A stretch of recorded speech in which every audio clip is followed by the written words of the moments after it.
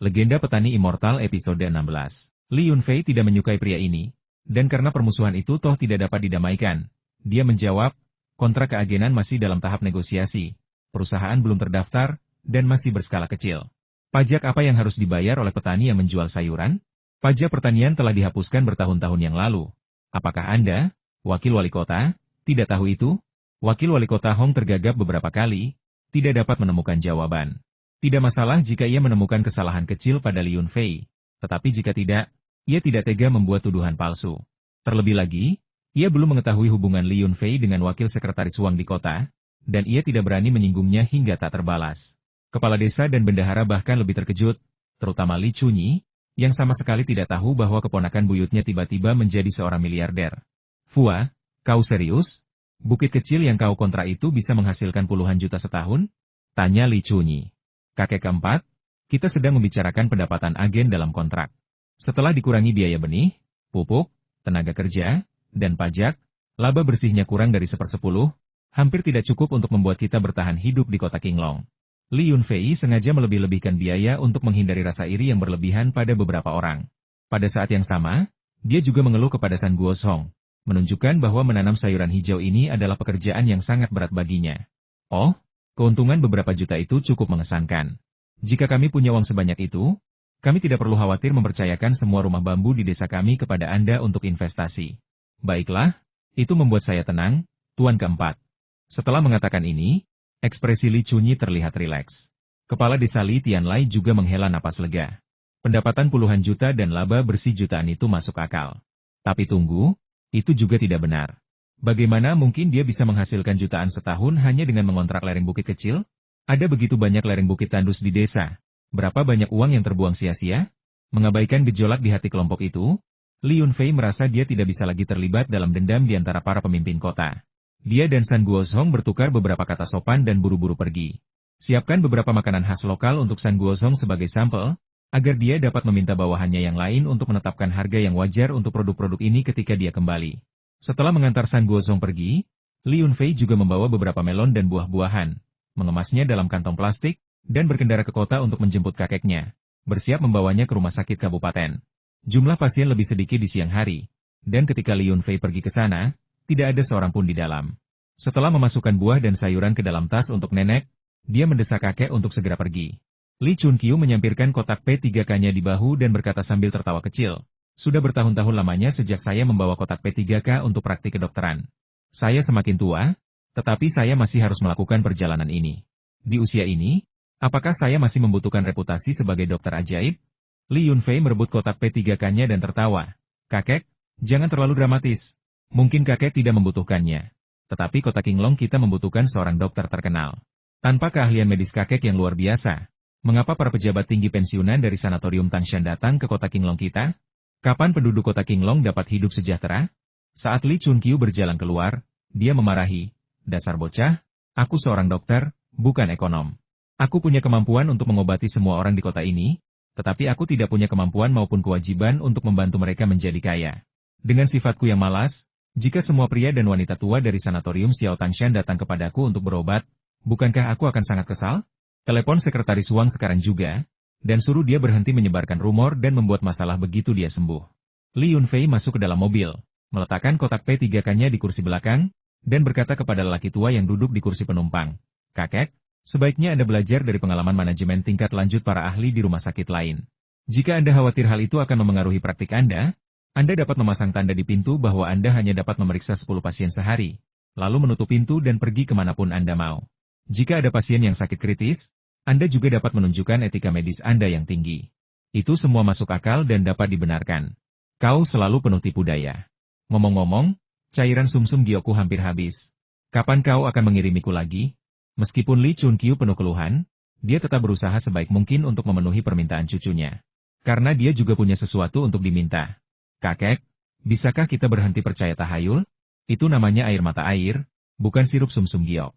Jangan sampai-sampai pada titik di mana kakek tidak bisa tidur berhari-hari hanya karena sedikit sirup itu ditambahkan ke obat pasien. Sebagai dokter legendaris, kakek harus memiliki kemurahan hati dan ketenangan yang diharapkan darinya. Jika kau memberiku setong cairan sumsum giok, aku akan menjadi tabib ilahi yang kau inginkan. Jika tidak, lupakan saja.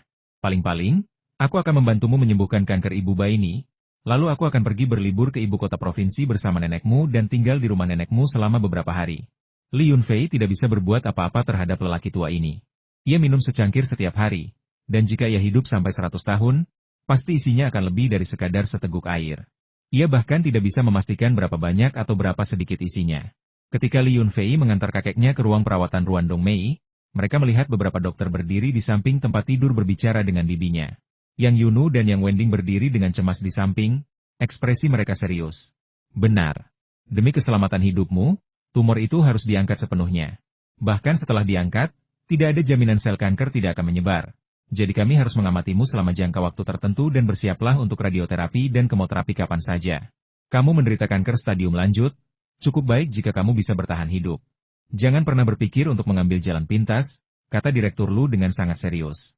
Zhao Yanshou, dokter yang bertugas, berkata dari samping, Ruan Dongmei, Direktur Lu adalah seorang ahli onkologi, dan beliau terkenal di seluruh provinsi Sichuan. Apapun yang beliau sarankan untuk pengobatan, itulah yang harus dilakukan. Mendengarkan ahli tidak pernah salah. Mendengar itu, Yang Yunu tak kuasa bertanya, Direktur Lu, Dr. Zhao, saya pernah mendengar bahwa pengobatan tradisional Tiongkok dapat menyembuhkan penyakit tanpa operasi, hanya dengan meminum obat tradisional Tiongkok. Direktur Lu tertawa dan berkata, Nona muda, siapa yang memberitahumu itu? Ini tidak ilmiah. Jangan percaya rumor yang disebarkan oleh dokter yang tidak profesional dan jangan tunda pengobatan ibumu. Kami semua terlatih dalam pengobatan tradisional Tiongkok.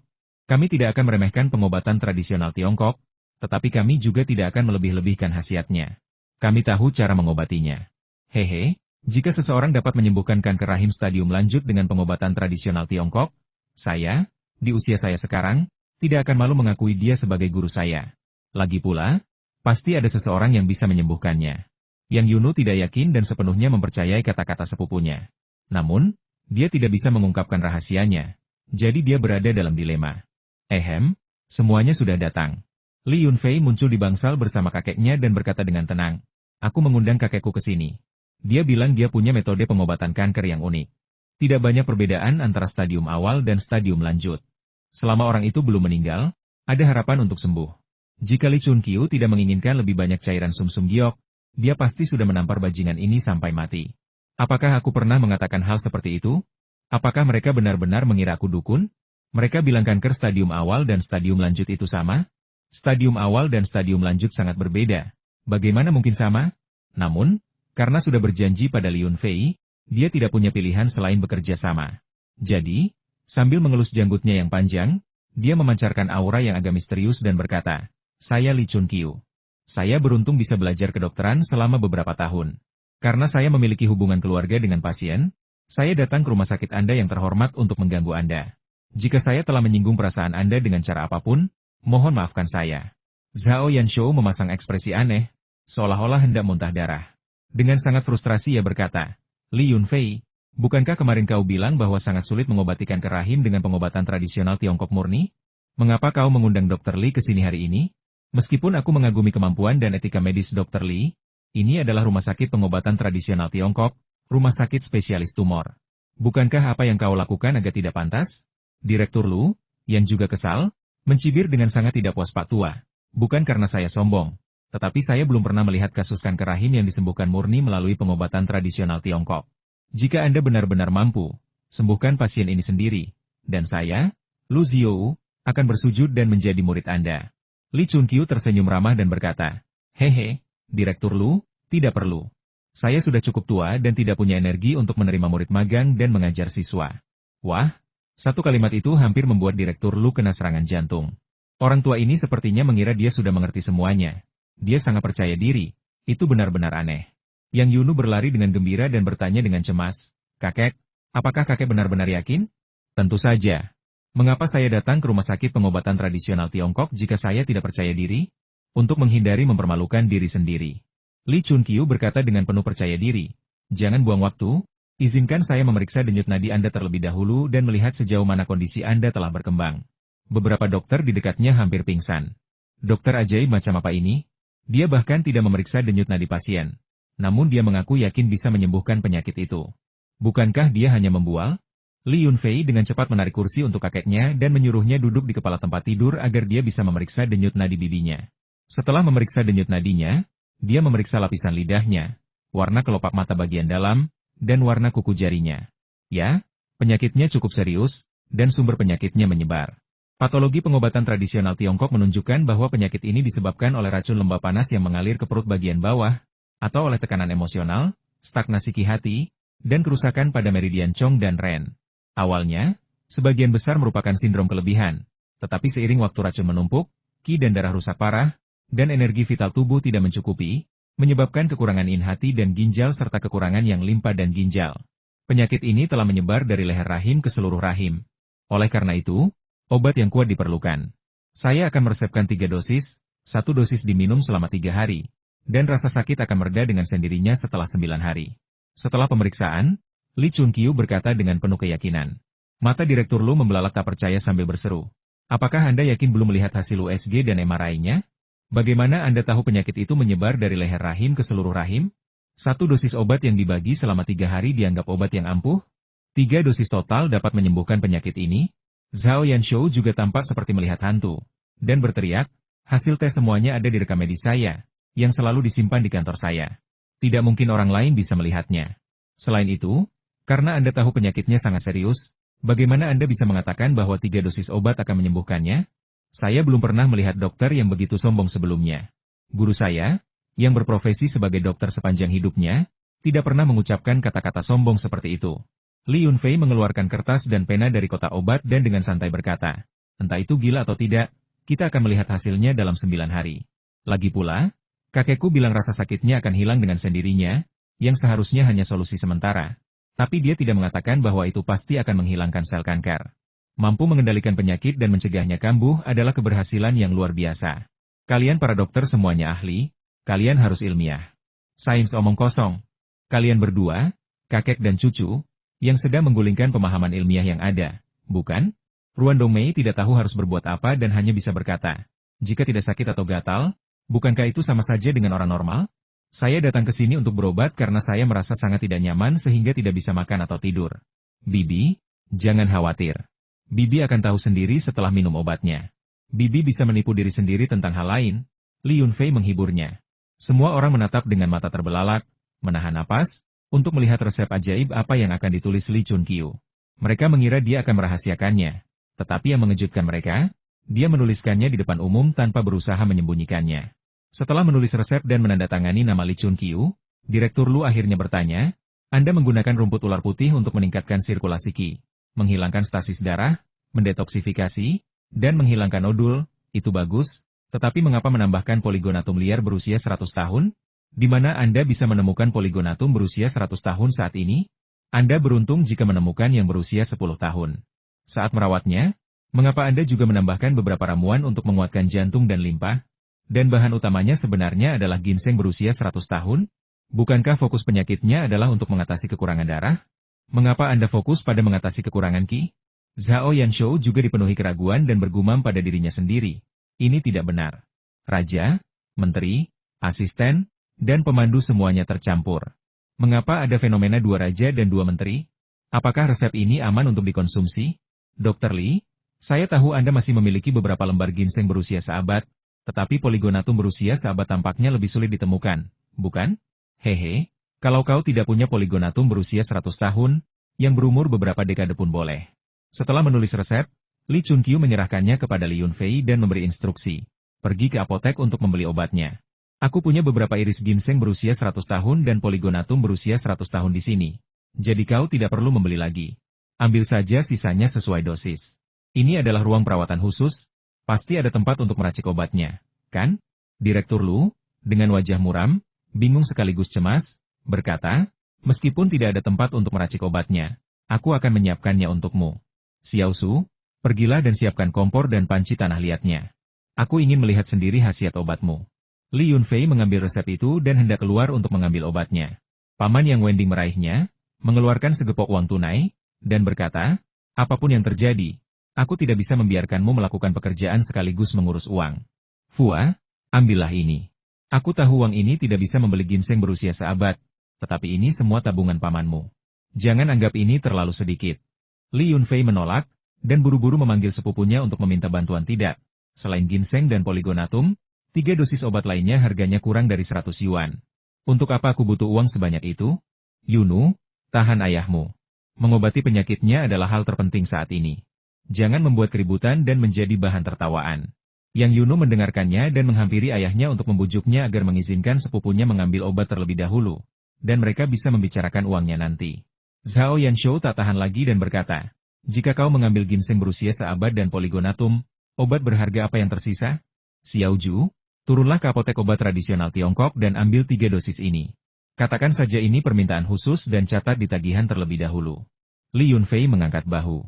Baiklah, itu menyelamatkan kita dari kekhawatiran apapun. Tak lama kemudian, kompor dan panci tanah liat dibawa keluar, bersama dengan 3 dosis obat. Li Chunqiu dengan hati-hati memeriksa setiap dosis, memastikan dosisnya akurat. Kemudian dia mengeluarkan ginseng dan irisan poligonatum yang dibawanya dari kotak obatnya, menambahkannya, dan baru kemudian dia membiarkan Li Yunfei sendiri yang meracik obat tersebut. Fua, tugas meracik obat sekarang ada di tanganmu. Rebus 3 mangkuk hingga tersisa 1, rebus 3 kali, campur menjadi 1 dosis, lalu bagi menjadi 3 porsi untuk diminum selama 3 hari. Aku tidak mempercayai orang lain untuk meracik obat ini, jadi semuanya terserah padamu sekarang. Kata-kata Li Chunqiu memiliki makna ganda, menyiratkan bahwa dia telah membual, dan apakah 3 dosis obat itu akan efektif sepenuhnya bergantung pada cairan sumsum gioknya.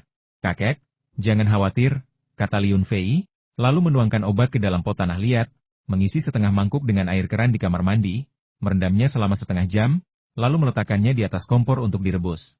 Direktur Lu, Zhao Yanshou, dan yang lainnya menyaksikan dengan mata terbelalak saat Li Yunfei menyiapkan obat langkah demi langkah. Itu tidak berbeda dengan orang biasa yang menyiapkan obat, dan kendalinya terhadap panas bahkan lebih buruk daripada seorang peserta magang biasa dalam pengobatan tradisional Tiongkok. Pada kali kedua obat itu direbus, langkah-langkahnya diulangi dari kali pertama, tanpa ada perbedaan. Saat itu sudah larut malam, dan beberapa dokter tidak tahan lagi, merasa menonton orang lain merebus obat terlalu membosankan, bahkan sedikit menyedihkan. Jadi, ketika air ditambahkan untuk ketiga kalinya, tidak ada seorang pun yang masuk ke kamar mandi bersama Li Yunfei. Saat itulah, Li Yunfei menambahkan secangkir air mata air 2 lingkuan dan mencampurnya dengan air keran untuk menyeduh obat tradisional Tiongkok untuk ketiga kalinya. Bisul ketiga berlangsung sangat singkat. Pertama karena dapat memengaruhi kemanjuran mata air spiritual, dan kedua karena efek pengobatannya sudah minimal, sehingga bisul yang cepat sudah cukup. 3 mangkuk sup obat dicampur pada suhu yang sempurna. Sepertiga dituangkan ke dalam mangkuk kecil dan disajikan kepada Ruan Dongmei. Di bawah pengawasan semua orang, Ruan Dongmei dengan gugup meminum seluruh isi mangkuk sup itu dalam sekali teguk. Bagaimana perasaanmu? Direktur Lu hampir panik. Akhirnya, melihat obatnya sudah siap dan pasien sudah meminumnya, ia segera bertanya bagaimana perasaan pasien. Li Chunqiu berkata dengan tenang, meskipun itu pil ajaib, pasien tetap membutuhkan waktu untuk mencernanya, bukan? Saat dia berbicara, dia telah menerima petunjuk dari Li Yunfei bahwa dia telah menambahkan cairan sumsum giok. Sambil duduk di ranjang rumah sakit, Ruan Dongmei tiba-tiba berseru, "Hei, tahu apa? Rasanya aneh sekali. Seluruh tubuhku terasa panas, dan aku terus ingin berkeringat. Cairan tubuh pasien kanker sudah memiliki bau yang tidak sedap, dan dengan efek pembersihan dari mata air spiritual di ruang tersebut, kotoran dalam tubuh dengan cepat dikeluarkan, membuat bau asam dan busuk semakin kuat. Tak lama kemudian, bangsal itu menjadi tidak layak huni karena bau asam yang menyengat dan membuat orang mual." Yang Yunus segera membuka jendela agar udara bisa bersirkulasi, yang sedikit melegakan. Melihat ini, Li Chunqiu mengangguk puas dan berkata, lumayan, obatnya sangat efektif. Mandilah setelah keringat mengering untuk menghindari masuk angin. Mulai sekarang, minum obat setiap malam selama 9 hari, lalu aku akan memeriksa keadaannya. Fua harus meracik obatnya. Oke, itu saja untuk hari ini. Fua, carikan aku hotel. Kita akan kembali ke kota Qinglong besok pagi. Baik, jawab Li Yunfei, lalu memberi beberapa instruksi kepada sepupunya sebelum meninggalkan bangsal bersama kakeknya. Karena hanya dialah yang bisa menyiapkan obatnya, ia membawa 2 dosis yang tersisa bersamanya. Adapun para dokter yang tercengang dan terus berteriak bahwa itu tidak mungkin, Li Yunfei tidak mampu menjelaskan misteri tersebut kepada mereka. Saat pergi, Li Yunfei berbisik kepada Zhao Yanshou, setiap orang membutuhkan resep yang berbeda. Resep ini tidak dapat ditiru, jadi jangan menggunakannya secara sembarangan pada pasien. Direktur Lu, dengan mata merah dan tampak sangat putus asa, bergumam pada dirinya sendiri, ini benar-benar aneh. Obat ini tidak mengandung bahan apapun yang menyebabkan keringat, jadi bagaimana bisa menghasilkan begitu banyak keringat? Dan baunya asam sekali. Terlepas dari apakah ini bisa diulang atau tidak, saya harus mengujinya beberapa kali. Xiaoju, Ayo kita ke apotek. Saya ingin menguji obatnya sendiri. Xiao Ju ragu-ragu, keringat mengucur di dahinya, dan berkata dengan ragu-ragu. Tapi Dr. Li mengambil resepnya. Aku hanya ingat setengah dari puluhan ramuan herbal Tiongkok yang ada di dalamnya. Kau benar-benar, kau bahkan tidak bisa mengambil foto dengan ponselmu? Ayo, kita ke kantorku. Aku juga ingat beberapa obatnya. Mari kita diskusikan bersama, dan mungkin kita bisa mengingat semuanya. Kata Direktur Lu, sambil bergegas keluar dari unit perawatan intensif dengan amarah yang meluap. Zhao Yanshou ingat bahwa masih ada sisa-sisa obat. Ketika dia pergi mencarinya, dia mendapati bahwa Li Yunfei telah mengemasnya dan membawanya pergi, dengan mengatakan bahwa dia sedang membantu sepupunya membersihkan bangsal dan meringankan bebannya. Semakin banyak hal yang tampak janggal, semakin ragu Zhao Yanshou, merasakan ada sesuatu yang tidak beres. Mengapa membuang ampas setelah ramuan selesai dibuat, padahal resepnya jelas-jelas ditunjukkan kepada orang luar? Mungkinkah ada ramuan ajaib yang ditambahkan selama proses pembuatan ramuan? Tidak. Kombinasi 2 ramuan utama dan 2 ramuan pembantu itu salah. Hanya dengan menambahkan ramuan utama lain, kombinasi 2 ramuan utama dan 2 ramuan pembantu dapat diseimbangkan. Ramuan utama yang baru ditambahkan itulah ramuan utama yang sebenarnya, bukan sekadar ramuan pembantu. Memikirkan hal ini, dia buru-buru mengikuti Direktur Lu pergi, ingin menyuarakan keraguannya dan mencari verifikasi serta spekulasi bersama. Sesampainya di penginapan kecil itu, Li Yunfei akhirnya menyuarakan keraguannya kakek. Ketika kakek menulis resepnya, kakek membiarkan mereka melihatnya dengan bebas. Jadi mengapa kakek membawa resep itu kembali? Dan mengapa kakek membawa ampas ramuan itu?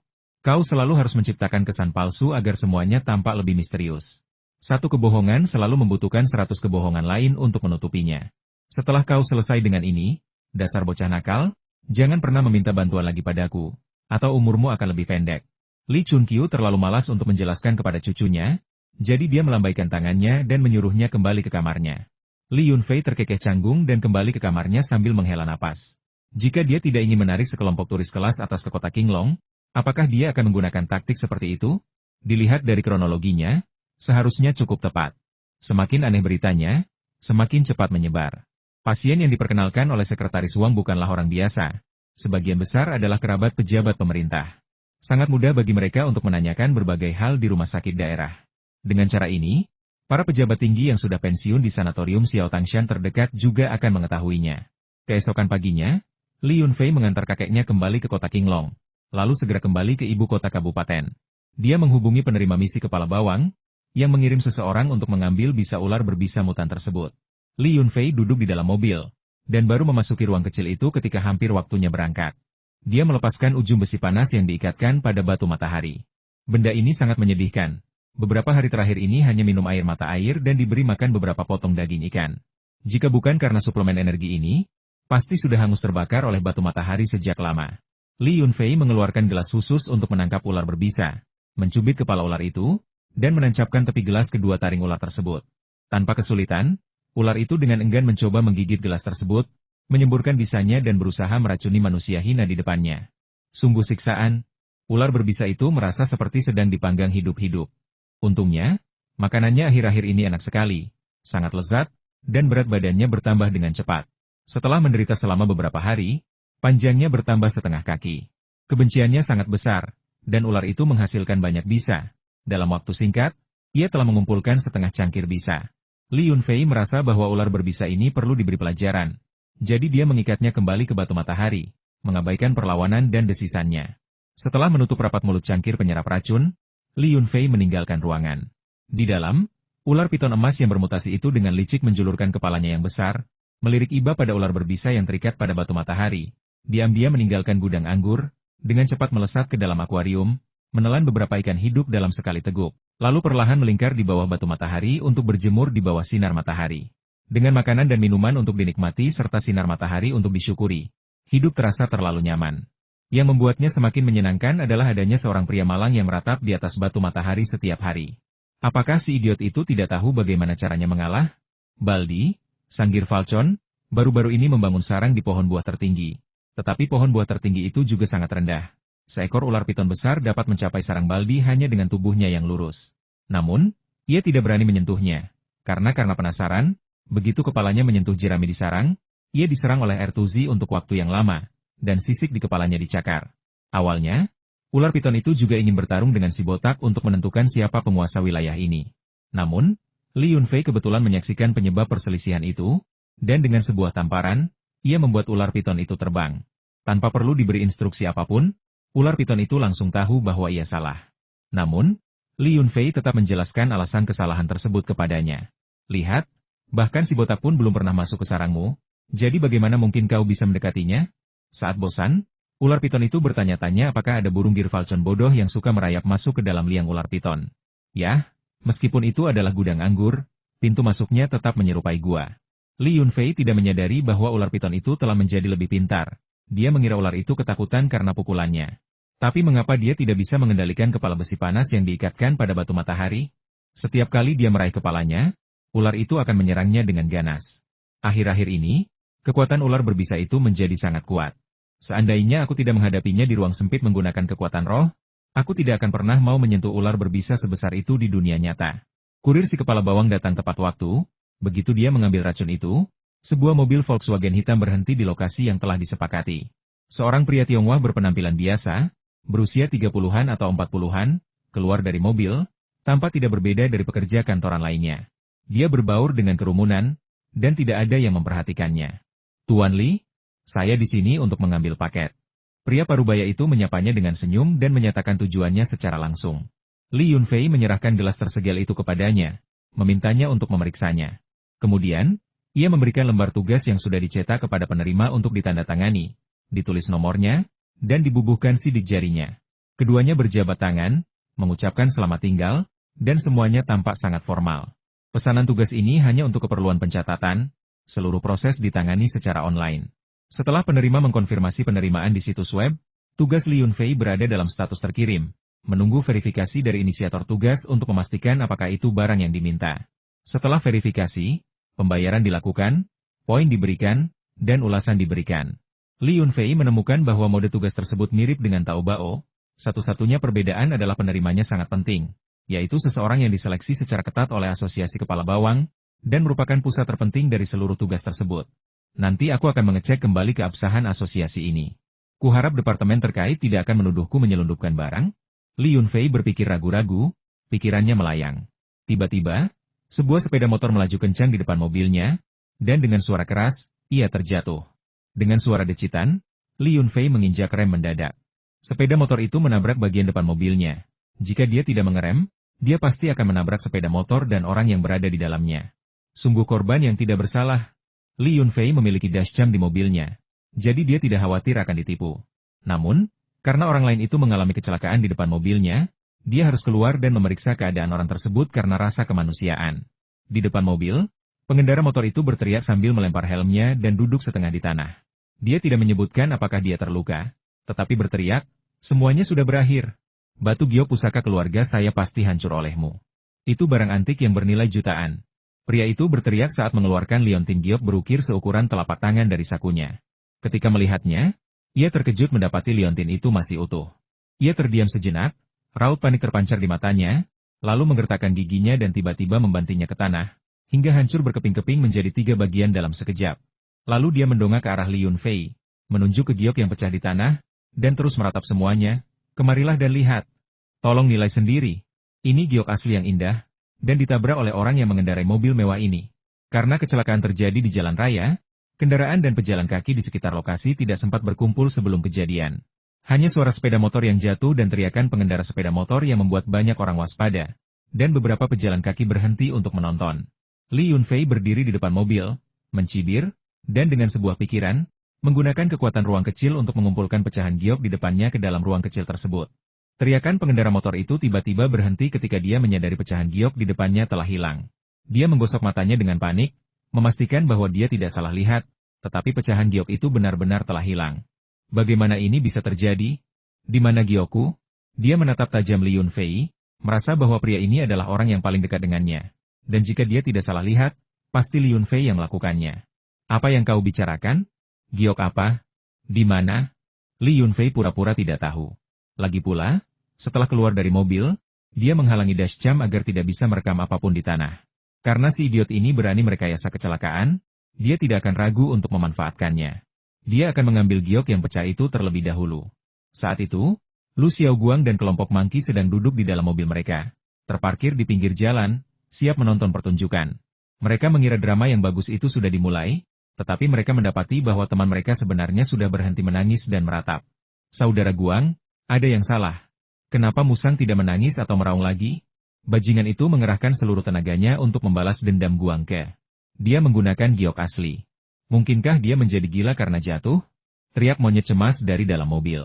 Melihat orang yang panik dan mencoba merekayasa kecelakaan, Li Yunfei berkata, apakah kamu akan menunggu polisi lalu lintas menangani ini, atau kamu akan pergi sendiri? Kamu yang paling tahu apakah mobilku menabrakmu atau tidak. Jika kamu tidak yakin, aku bisa menunjukkan rekaman dashcam sebagai buktinya. Di mana giokku? Kembalikan giokku dan aku akan pergi. Kalau tidak, aku akan memanggil polisi, dan mereka pasti akan menemukan pecahan giok itu padamu. Lalu aku akan menuduhmu mencuri, dan kau pasti akan dihukum. Pria itu duduk di tanah, wajahnya pucat dan tampak sakit-sakitan. Ia tidak perlu memasang ekspresi kesakitan untuk terlihat menyedihkan. Hehe. Kalau kau tidak mau menelepon polisi, aku yang akan menelepon. Kata Li Yunfei sambil mengeluarkan ponselnya untuk menghubungi 110. Aku. Pengendara sepeda motor itu ragu-ragu, tidak yakin apa yang harus dilakukannya. Ia berpikir menghubungi polisi adalah ide yang bagus, setidaknya mereka bisa menemukan giok yang pecah itu. Tetapi jika mereka tidak dapat menemukannya, ia akan mendapat masalah. Ia akan didakwa dengan kecelakaan yang direkayasa, dan ini bukan pelanggaran pertamanya. Ia sudah memiliki catatan kriminal di kantor polisi. Tepat saat itu, teleponnya berdering. Setelah menjawab, dia berkata ke telepon, merasa diperlakukan tidak adil. Aku tidak tahu apa yang terjadi. Batu giok yang seharusnya pecah tiba-tiba menghilang. Dia akan menelepon polisi sekarang, dan jujur saja, aku juga ingin menelepon polisi. Pendengaran Li Yunfei sangat tajam. Bahkan dari jarak ini, dia bisa mendengar suara di telepon. Suaranya terdengar agak familiar, dan setelah mengamati dengan saksama, dia tertawa terbahak-bahak. Ternyata dia adalah Lu Xiaoguang, yang keterbukaan pikirannya menyaingi Hu Dahai. Aku tahu orang ini punya motif tersembunyi. Dia dekat dengan sepupunya Yang Yunu, dan sekarang dia akhirnya menunjukkan jati dirinya yang sebenarnya. Huang Shuliang, dasar bajingan. Kita melihatnya dengan jelas dari samping. Li Yunfei sama sekali tidak menyentuhnya. Bagaimana mungkin dia mencuri giokmu? Dasar anak haram, kau mencoba menipuku, kan? Kau benar-benar berpikir kau rela melepaskan liontin giok senilai puluhan ribu? Ternyata kau hanya berbohong. Berhentilah berakting. Karena kau tidak mendapatkan giok yang pecah, enyahlah dari sini dan jangan membuat masalah lagi. Suara marah Lu Xiaoguang terdengar dari telepon. Huang Shuliang dipenuhi dengan keluhan biar saya jelaskan, saya benar-benar mengeluarkan giok itu. Bahkan jika saya tidak menggunakan giok yang pecah itu, mobilnya tetap menabrak saya. Jika kita membawanya ke polisi lalu lintas, dia akan mendapat masalah. Paling tidak, mobilnya akan disita. Percuma saja menyita mobil itu. Kembali ke sini sekarang juga. Dengan itu, Lu Xiaoguang menutup telepon dengan kesal. Huang Shuliang menatap kosong ke arah telepon sejenak, lalu akhirnya berdiri, mengambil helmnya, menegakkan sepeda motornya, dan pergi dengan langkah lesu. Li Yunfei diam-diam menghela napas lega. Lebih baik menyelesaikan perselisihan ini secara damai. Setelah masuk ke mobil, dia segera meninggalkan tempat kejadian. Lagi pula, terjebak macet bukanlah hal yang baik. Dia memarkir mobilnya di depan hotel kecil itu, masuk ke kamar yang belum dia tinggalkan, dan berencana untuk beristirahat sejenak sebelum mengantarkan makanan ke keluarga sepupunya. Dia telah melakukan perjalanan pulang pergi ke kota Qinglong hari ini, yang memakan banyak waktu. Dia juga kekurangan waktu untuk memasak sup ayam di ruangan kecil itu. Namun begitu memasuki ruang kecil itu, ia terkejut. Bukit kecil yang sebelumnya tidak pernah tumbuh tinggi tiba-tiba menjulang setinggi bangunan 2 lantai. Bahkan pohon jujube yang ditanam di sebelahnya pun terdorong ke samping. Di salah satu pohon itu, Ertuzi telah membangun sarang, yang tidak dapat lagi dijangkau oleh ular piton raksasa tersebut. Tentu saja, ini berdasarkan asumsi bahwa Anda tidak perlu mendaki gunung ketika ingin menemui ular piton raksasa. Li Yunfei tak punya waktu untuk memperhatikan ular piton raksasa yang bertingkah imut dan menawan padanya. Rohnya terbang ke puncak gunung, menyentuh batu itu, dan mendapati bahwa batu itu bersih tanpa noda dan jelas-jelas baru tumbuh di sana. Setelah berjalan mengelilingi bukit, saya menemukan bahwa bentuknya sangat alami, persis seperti model gunung raksasa sungguhan. Bagaimana benda ini tiba-tiba tumbuh sebesar ini? Mungkinkah ini ada hubungannya dengan pecahan giok itu? Li Yunfei kemudian teringat penyebab anomali tersebut. Ketika dia mencari pecahan giok itu di seluruh dunia, tidak ada jejaknya. Sama seperti ketika dia memindahkan batu ke ruang kecil. Selama ruang kecil itu dapat menyerapnya, batu itu tidak akan pernah terlihat lagi. Namun, beberapa batu tidak terserap oleh ruang kecil. Begitu masuk, batu itu akan tetap berada di sana. Ngomong-ngomong, ini pertama kalinya aku menaruh giok di sini. Aku penasaran apakah ruang ini akan menyerap lebih banyak jika aku membeli beberapa lagi? Dengan pertanyaan itu di benaknya, Li Yunfei dengan bersemangat menangkap sekitar selusin ikan loaf dataran tinggi, bersiap untuk memberi bibinya variasi makanan. Alasan utamanya adalah tidak cukup waktu untuk merebus ayam. Jadi merebus sup ikan adalah cara tercepat untuk menghemat waktu.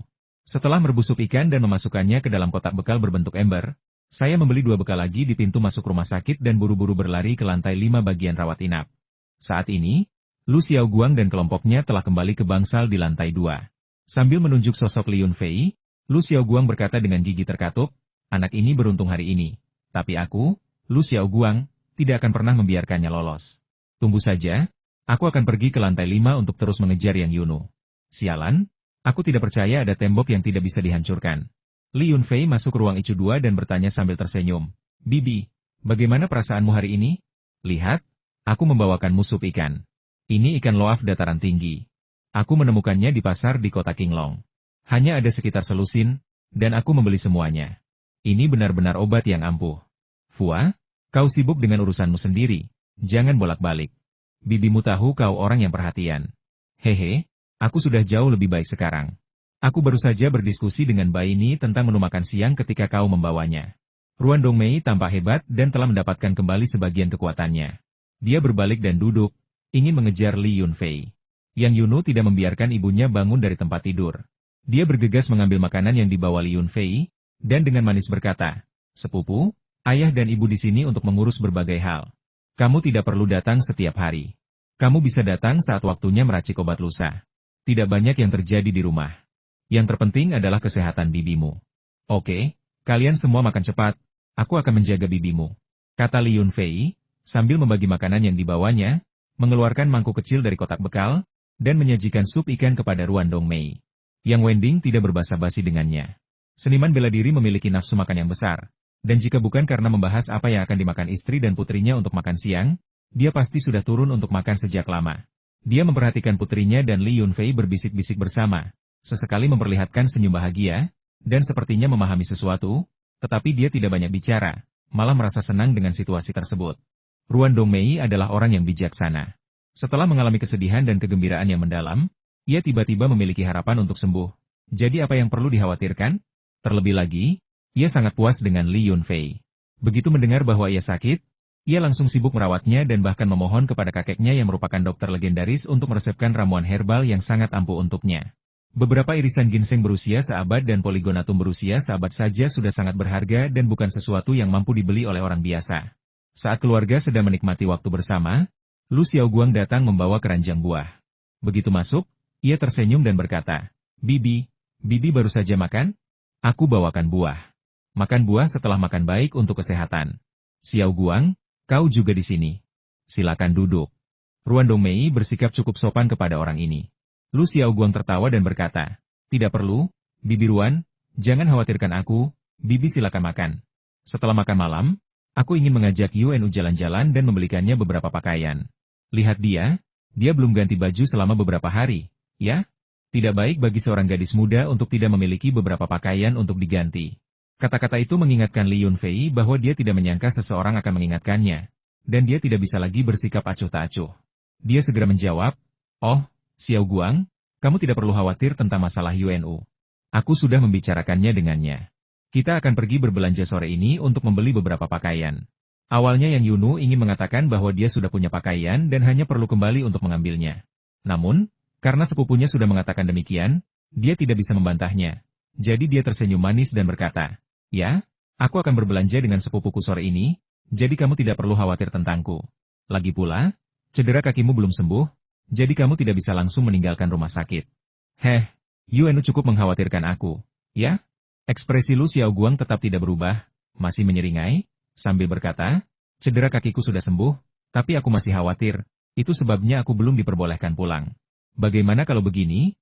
Kau tidak familiar dengan kota kabupaten, tidak tahu di mana bisa menemukan pakaian bagus, atau pedagang mana yang menipumu, aku akan menunjukkan jalannya. Jika ada pedagang yang tidak jujur mencoba memanfaatkanmu, aku akan menampar mereka sampai mati." Lu Xiaoguang sedang pamer. Namun Ruan Dongmei tidak bisa membedakannya dan segera menasihatinya dengan gugup. "Xiaoguang, kamu tidak boleh berkelahi atau membuat masalah. Jika orang tuamu tahu, mereka pasti akan memarahimu." Aku cuma bilang, Bibi, jangan khawatir, bagaimana mungkin aku bisa berkelahi? Jawab Lu Xiaoguang dengan lesu. Li Yunfei diam-diam merasa senang. Karena pria ini ingin pamer di depan sepupunya, dia akan membiarkannya beraksi sepuasnya dan melihat trik apa yang bisa dia lakukan. Jika bukan karena dia mengatur seseorang untuk merekayasa kecelakaan hari ini, dia tidak akan terpikir untuk menggunakan giok untuk menguji peningkatan ruang kecil. Bibi, jangan khawatir, aku akan mengawasi Xiaoguang dan tidak akan membiarkannya berkelahi atau membuat masalah. Li Yunfei menenangkannya. Ruan Dongmei tidak berkata apa-apa lagi. Yang Yunu sedikit kesal. Berpikir dalam hati bahwa sepupunya akhirnya mengajaknya keluar. Tetapi mengapa dia membawa serta orang ketiga yang begitu merepotkan? Setelah makan, Lu Xiaoguang berganti pakaian biasa. Tetapi ia masih berjalan dengan aneh, pincang. Ia mengikuti Li Yunfei dan Yang Yunu dari dekat, tidak meninggalkan sisi mereka sedetik pun, sampai mereka masuk ke dalam mobil. Baru saat itulah ia merasa tenang, karena takut Li Yunfei akan meninggalkannya di tengah jalan. Bagian tersibuk di kota kabupaten ini terletak di persimpangan Jalan Renmin dan Jalan Pejalan Kaki. Jalan pejalan kaki yang disebut-sebut itu hanyalah gimmick. Semua jenis kendaraan dapat melewatinya. Namun, ada cukup banyak toko, baik pakaian maupun makanan ringan, yang berjejal di jalan ini. Li Yunfei, sambil memegang tangan Yang Yunu, berjalan sangat cepat. Bagi dua seniman bela diri, meninggalkan orang yang terluka di belakang adalah tugas yang mudah. Namun, Li Yunfei mengendalikan kecepatannya, hanya meninggalkan Lu Xiaoguang 4 atau 5 langkah di belakang, membuatnya tampak seperti pengikut yang kesulitan mengikuti tuannya. Pelan-pelan, cedera kakiku belum sembuh total. Oh, Kakak Yun, tolong, nanti aku traktir pizza dan anggur merah. Lu Xiaoguang berteriak dari belakang dengan susah payah. Pizza dengan anggur merah? Kamu punya selera yang cukup unik. Tapi kita baru saja makan, kita tidak bisa makan apapun lagi, kata Li Yunfei tanpa menoleh. Yang Yunu juga tertawa dan berkata, Lu Xiaoguang, apa kau baik-baik saja? Kau bahkan tidak bisa berjalan dengan benar. Sebaiknya kau pulang dan memulihkan diri dari cedera. Aku dan sepupuku akan berbelanja sampai larut malam. Lu Xiaoguang hampir menangis. Apakah ini semacam lelucon? Dia berencana menggunakan uang untuk mengalahkan Yang Yunu, lalu memenangkan hati pasien dan membuat Li Yunfei marah. Tapi kedua orang ini sangat menyebalkan. Mereka berjalan-jalan di jalanan tanpa masuk ke toko manapun, seperti sedang mempertunjukkan pertunjukan monyet. Tidak, tunggu. Apakah mereka sedang mempertunjukkan pertunjukan besar? Li Yunfei dan Yang Yunu jauh lebih tertarik untuk mengutak-atik bola lampu daripada berbelanja. Mereka menghabiskan sepanjang sore berjalan-jalan, hampir tidak membeli apapun. Kota kabupaten itu telah banyak berubah. Jauh lebih ramai daripada ketika mereka belajar di sana. Sekalipun Lu Xiaoguang bodoh, dia pasti menyadari bahwa kedua orang ini hanya mempermainkan diri mereka sendiri. Dia tidak tahu berapa banyak lecet yang ada di telapak kaki mereka, tetapi luka di kaki mereka pasti sudah terbuka. Akhirnya, Li Yunfei membawa Yang Yunu ke toko pakaian bermerek. Melihat ini, Lu Xiaoguang hampir menangis. Sialan, akhirnya sampai juga ke intinya. Akhirnya ingat tujuan sebenarnya berbelanja adalah membeli pakaian. Selamat datang, para wanita cantik dan pria tampan. Apakah Anda mencari pakaian pria atau wanita? Asisten penjualan itu sangat antusias dan tidak meremehkan Li Yunfei hanya karena pakaiannya biasa saja. Lagi pula, saat berbelanja dengan pacar di toko pakaian, meskipun uangmu kurang, kamu akan membawa cukup uang untuk satu set pakaian untuknya. Tentu saja aku sedang melihat-lihat pakaian wanita. Pria tidak perlu memakai pakaian bagus. Mereka hanya bertani di rumah sepanjang hari. Pakaian bagus akan sia-sia jika dipakai mereka. Li Yunfei tampak seperti orang desa lugu yang baru datang ke kota, dengan rasa ingin tahu mengamati dekorasi dan perabotan di toko tersebut. Yang Yunu mengayunkan lengannya dan berkata dengan genit, Sepupu, apa yang kau katakan? Meskipun keluargamu menanam banyak sayuran dan buah-buahan, aku belum pernah melihatmu di ladang seharian penuh. Bagaimana kalau aku memberimu satu set pakaian pria? Aku jamin aku akan membuatmu terlihat tampan dan gagah. Tidak, aku tidak tahan mengenakan pakaian bagus. Bagaimana jika aku berpakaian terlalu tampan dan wanita lain merebutku? Kata Li Yunfei sambil tersenyum, menolak tawaran sepupunya. HMPH, siapapun yang mengambilnya, dialah yang berhak memilikinya. Yang Yunu sangat marah sehingga dia mengabaikannya. Namun, dia melihat-lihat pakaian dengan penuh minat, dan setelah menemukan beberapa yang disukainya, dia dibujuk oleh asisten penjualan untuk masuk ke ruang ganti untuk berganti pakaian. Setelah beristirahat di pintu masuk hingga napasnya tidak lagi terengah-engah, Lu Xiaoguang masuk ke toko pakaian untuk mencari Yang Yunu. Asisten penjualan lainnya bergegas melayaninya, tetapi Lu Xiaoguang menepis mereka dengan satu kalimat. Apa yang bisa dicoba? Aku akan beli semua yang kusuka. Li Yunfei, kalau kau tidak punya uang, aku yang bayar semuanya. Lu Xiaoguang akhirnya merasakan kehadirannya dan berlari dengan gembira, mengangkat kartu banknya dan berteriak bahwa dia ingin membayar untuk Yang Yunu. Aku punya kebiasaan saat membeli pakaian aku tidak mau membelinya tanpa mencobanya dulu. Kalau tidak aku akan merasa tidak nyaman. Tentu saja, kebiasaan lainnya adalah aku tidak suka membiarkan orang asing membayar pakaianku. Yang Yuno membawa setumpuk pakaian dan masuk ke ruang ganti tanpa menoleh ke belakang. Aku bukan orang asing, kita berteman. Tidak percaya? Tanya Li Yunfei. Lu Xiaoguang melompat, ingin mengejarnya untuk menjelaskan, tetapi Li Yunfei menghalanginya di pintu ruang ganti. Li Yunfei menatapnya dengan iba dan bertanya dengan sangat bingung. Anak muda, boleh saya tanya siapa Anda? Apakah Anda mencoba mengganggu saya berbelanja pakaian untuk pacar saya? Aku tidak salah lihat, kan kau Li Yunfei? Bukankah yang Yunu yang masuk tadi? Apa maksudmu? Bagaimana aku bisa menjadi orang asing? Lu Xiaoguang merasa seperti 1000 kuda lumpur berlarian di benaknya, dan kepalanya dipenuhi 100.000 pertanyaan. Li Yunfei tidak menjawabnya. Sebaliknya, dia menatap marah ke arah asisten penjualan dan berkata, apakah toko sebesar ini tidak memiliki satupun petugas keamanan? Jika ada lagi orang yang tidak penting mengganggu belanja kami akan pergi. Asisten penjualan itu tampak terkejut, dan baru kemudian ia menyadari apa yang sedang terjadi. Ia berteriak, Lily, cepat panggil polisi. Ada seseorang yang membuat masalah di sini.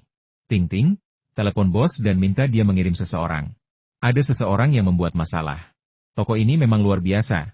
Ia memiliki koneksi baik di dunia legal maupun kriminal. Tak heran jika toko ini bisa beroperasi dalam skala sebesar itu. Lu Xiaoguang benar-benar ingin menangis kali ini.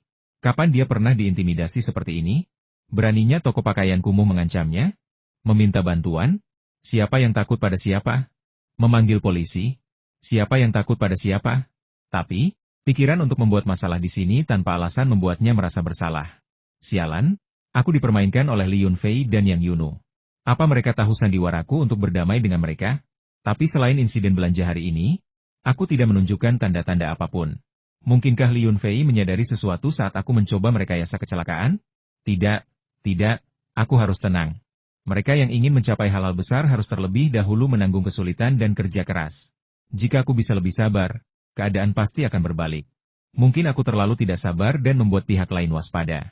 Berhenti, jangan panggil polisi. Aku tidak membuat masalah. Aku hanya sedikit salah paham dengan teman ini.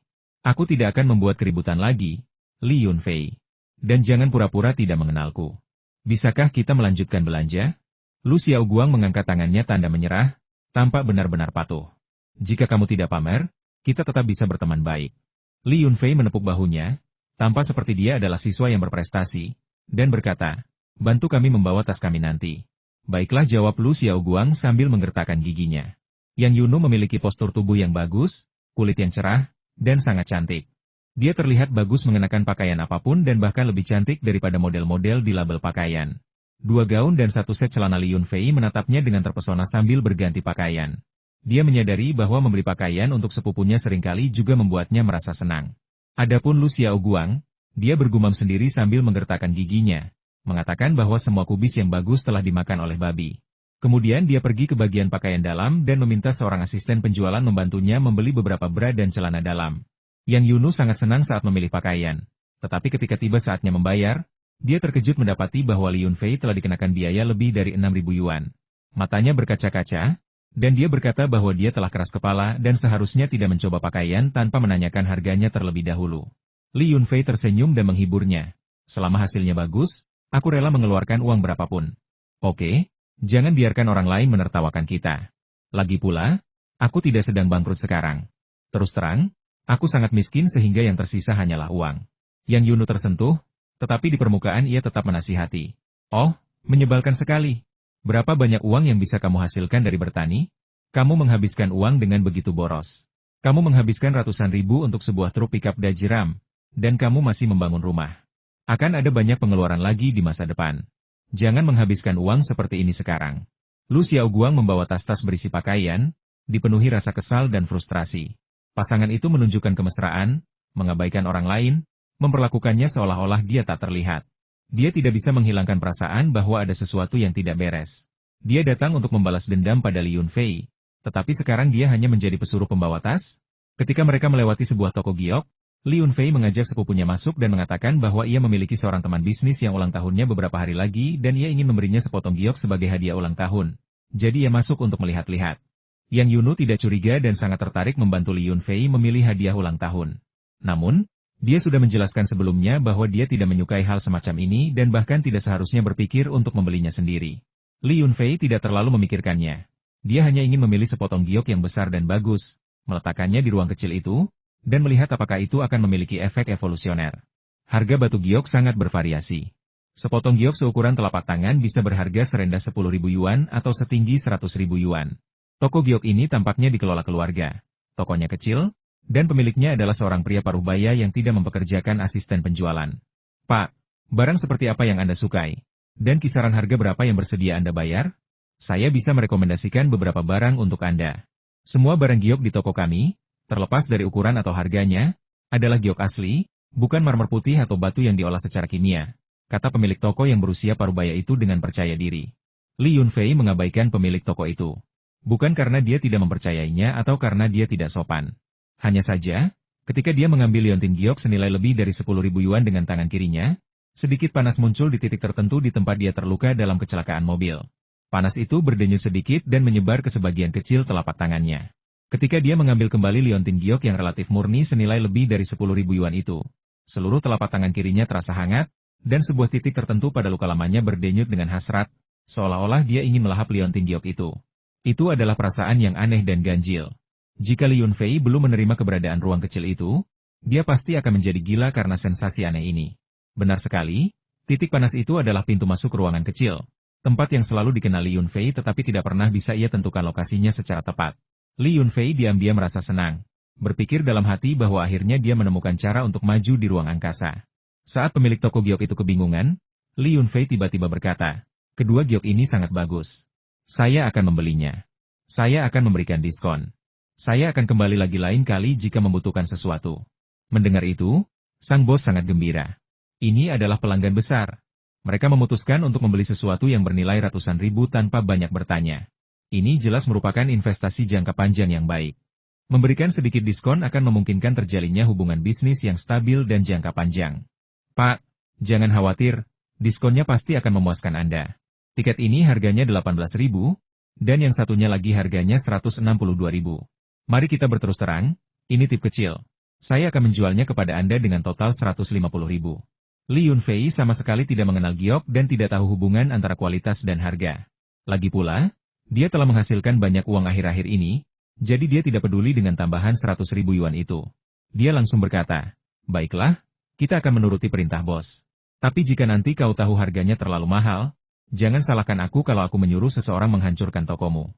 Lihat pria yang membawa tas itu Lu Xiaoguang, si penguasa setempat. Menghancurkan tokomu itu mudah baginya. Penjaga toko itu tertawa kecil. "Hehe, Tuan, Anda terlalu baik.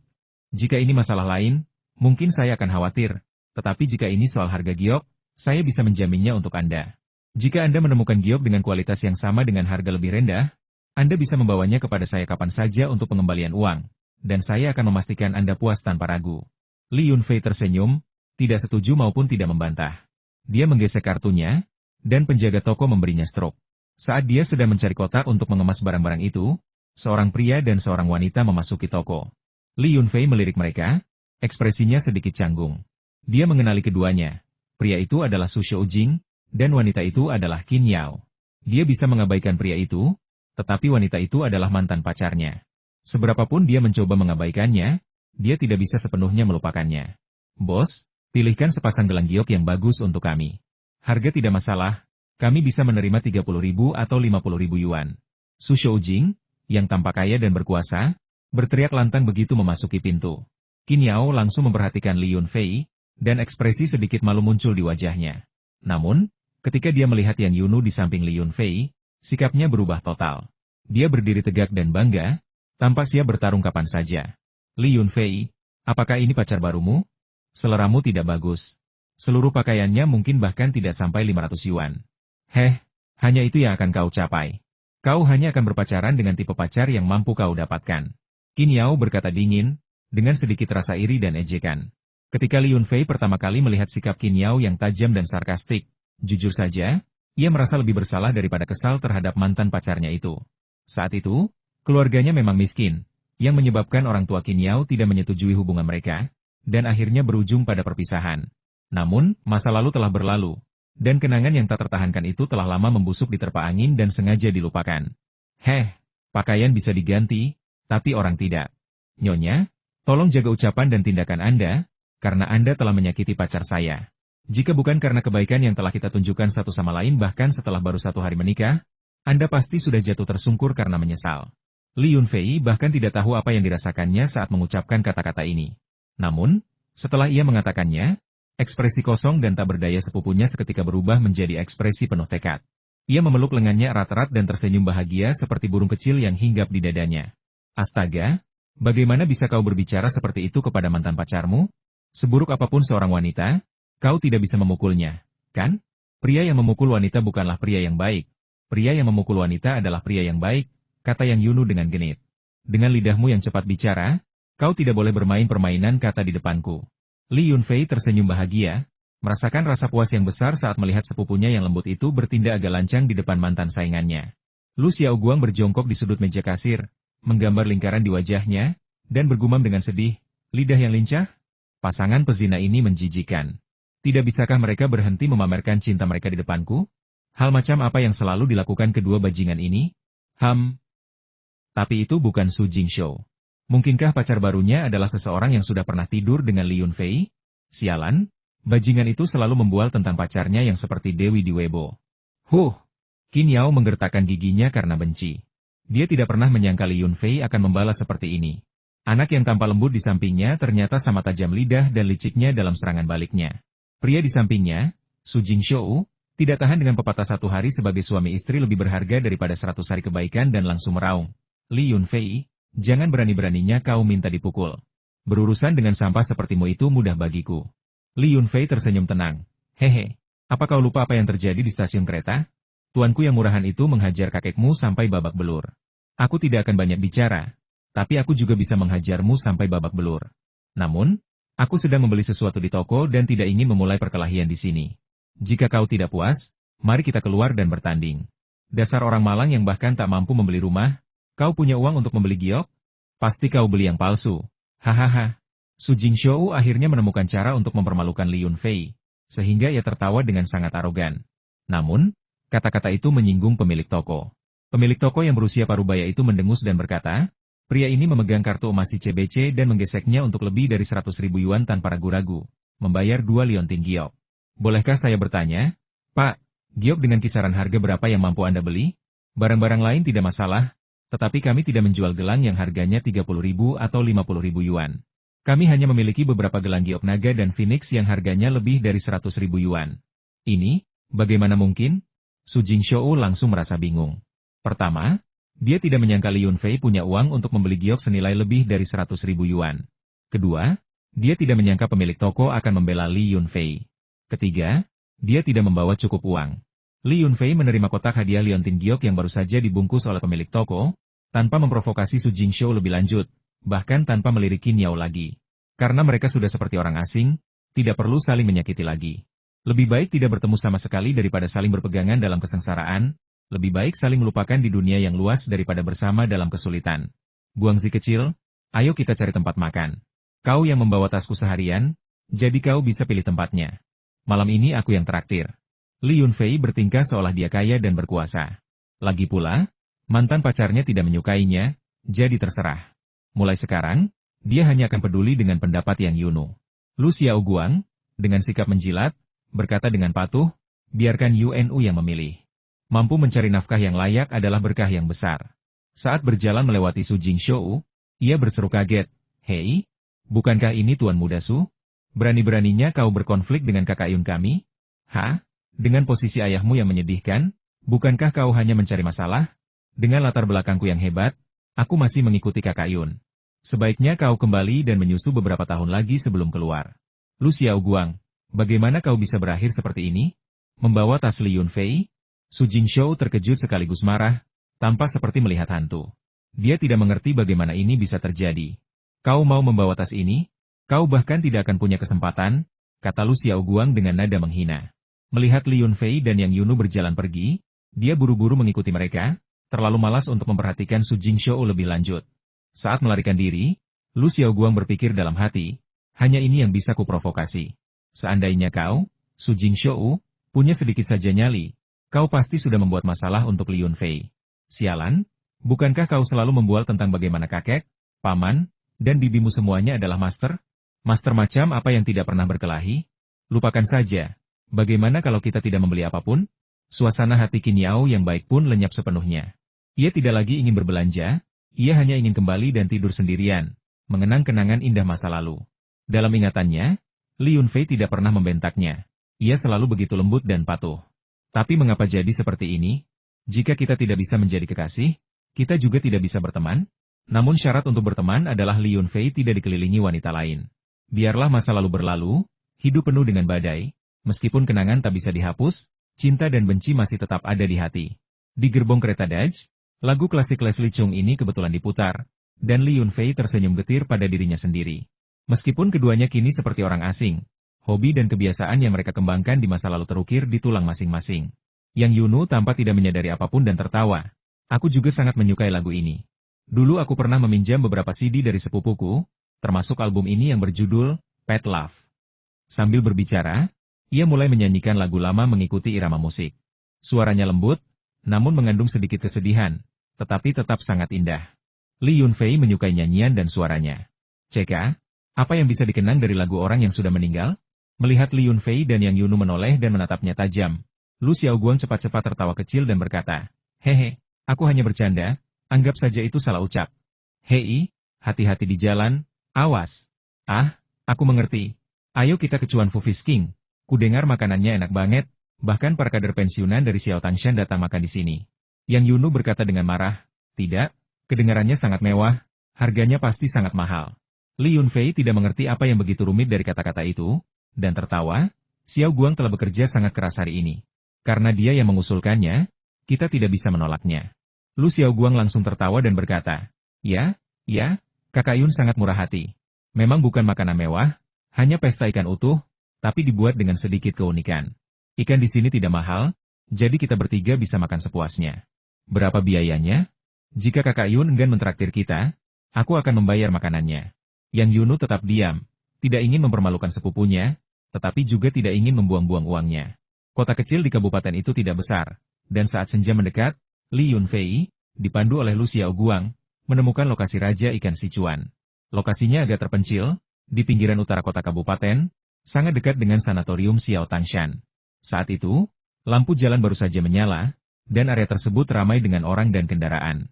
Li Yunfei mencari cukup lama sebelum akhirnya menemukan tempat parkir, yang sangat langka di kota kabupaten tersebut. Bisnis Yujun berjalan dengan baik. Dengan kecepatan seperti ini, akan merugikan merek jika dia tidak membuka cabang di kota.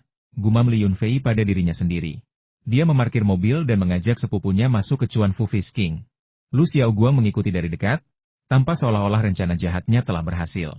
Di pintu masuk restoran, sederetan pelayan wanita bergaun cheongsa merah berdiri. Semuanya memperlihatkan paha mereka yang seputih salju. Begitu melihat Li Yunfei dan rombongannya masuk, mereka segera membungkuk dan menyapa dengan suara manis, "Selamat datang." Kemudian, kedua pelayan wanita di luar mengambil inisiatif untuk mengikuti mereka dan bertanya berapa jumlah orang dalam rombongan mereka. Mereka menjelaskan bahwa hanya ada satu kursi tersisa di ruang pribadi besar dan kecil, dan mereka perlu mengetahui jumlah orang dalam rombongan mereka agar dapat mengatur ruang pribadi yang sesuai untuk mereka. Namun ketika mereka mendengar bahwa hanya ada 3 orang, suasana menjadi canggung dan hening. Salah satu pelayan berkata dengan agak tidak senang, "Jika ada 3 orang, kalian hanya bisa duduk di aula utama. Restoran kami memiliki aturan bahwa ruang pribadi hanya dapat menampung minimal 6 orang, dan kalian harus memesan ruang pribadi 1 hari sebelumnya." Li Yunfei tidak peduli. Tidak masalah di mana dia duduk, dan ini restoran Yujun, jadi tidak perlu ribut. Dia berkata, "Aula utama saja tidak apa-apa. Beri aku tempat duduk." Setelah mereka diantar ke lobi, salah satu pelayan pergi menemui kepala pelayan. Ketika kembali, ia berkata dengan ekspresi malu, "Maaf sekali, lobi sudah penuh. Mengapa Anda tidak duduk di sini dan menunggu sebentar? Lalu kami akan mengundang Anda ke ruang makan ketika ada tempat duduk kosong?" Sebelum Li Yunfei sempat berbicara, Lu Xiaoguang, yang sudah kelaparan, meledak marah, berteriak, "Sialan, apa maksudmu? Kita tidak bisa masuk ruang pribadi kalau tidak ada minimal 6 orang? Siapa yang membuat aturan ini? Aku bisa mentolerir duduk di aula utama, tapi tidak ada ruang sama sekali. Suruh bosmu keluar. Jika kau tidak memberi kami ruang pribadi dalam 3 menit, aku akan menghancurkan tempat ini. Aku serius." Namun, para pelayan tidak takut. Pelayan yang mengantar Li Yunfei dan rombongannya masuk berkata, "Ini kesalahan kami karena tidak ada tempat duduk, tetapi kami jamin Anda akan dapat menemukan tempat duduk dalam waktu singkat. Namun, jika Anda ingin marah dan merusak restoran, kami, para pelayan rendahan ini, tidak dapat menghentikan Anda. Tetapi sebelum Anda melakukannya, saya harap Anda berpikir dua kali, karena ada beberapa kader pensiunan dari Xiao Tangshan yang pernah bertugas di kota dan provinsi di antara orang-orang yang makan di lobi." Astaga! Mengikuti arahan pelayan, Lu Xiaoguang benar-benar melihat beberapa wajah yang familiar. Dia sering melihat mereka di berita TV. Saat mesin dimatikan, mereka tidak berkata apa-apa, menundukkan mata dan melihat ke ujung sepatu mereka. Oh, sepertinya ada debu di ujung sepatu. Sudah waktunya membersihkan sepatu. Aku akan membersihkan, membersihkan. Yang Yunu, setelah akhirnya menyaksikan penghinaan Lu Xiaoguang, menutup mulutnya dan terkekeh. Setelah tertawa, dia menatap Li Yunfei dengan mata iba, seolah ingin mengatakan bahwa dia juga kelaparan. Ada apa dengan Yu Jun? Aturan macam apa ini? Kenapa dia tidak bisa menetapkan persyaratan pengeluaran minimum untuk kamar pribadi? Kenapa dia harus menetapkan jumlah minimum orang dan mewajibkan pemesanan di muka? Apakah dia hanya mencari masalah? Akan kuberi dia teguran saat kita bertemu nanti. Li Yunfei tidak punya pilihan selain mengeluarkan ponselnya dan bersiap menelepon bosnya, Yu Jun, untuk memintanya mengatur kamar pribadi kecil. Namun ketika ia mendongak, ia melihat Su Jingshou dan Qin Yao secara kebetulan memasuki restoran. Melihat Li Yunfei dan rombongannya menunggu, Su Jingshou mengejek, bagaimana mungkin seseorang yang mampu membeli liontin giok seharga puluhan ribu tidak bisa masuk ke ruang pribadi di Chuan Fu Fish King? Mau bergabung dengan kami untuk makan malam? Kudengar hanya tersisa satu ruang pribadi kecil. Aku punya kartu VIP, jadi tidak ada batasan jumlah orang atau reservasi.